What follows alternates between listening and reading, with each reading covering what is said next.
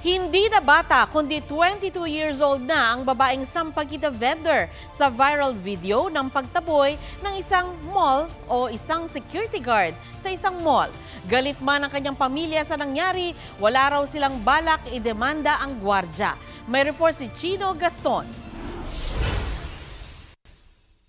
December 17 pa nakuna ng viral na videong ito ng pagtaboy ng isang gwardya sa binansagan ng netizens na sampagita girl ayon sa Mandaluyong Pulis.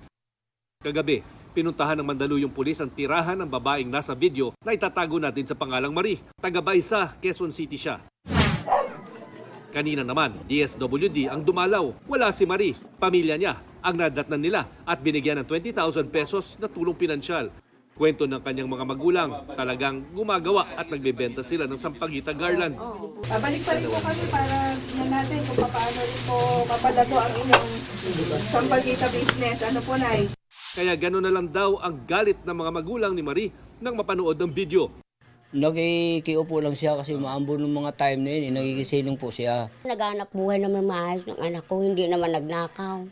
Ayon sa kanyang mga magulang, 22 years old na si Marie na first year na sa kolehiyo sa kursong medical technology. May kakambal daw siyang nag-aaral ng nursing at may dalawang kapatid pa sila. Pero bakit tila pang high school ang uniforme ni Marie? DSWD ang nagpaliwanag dito. Dahil nga mahirap po sila, kung ano po yung available na uniform, ay yun po yung ginagamit po nila.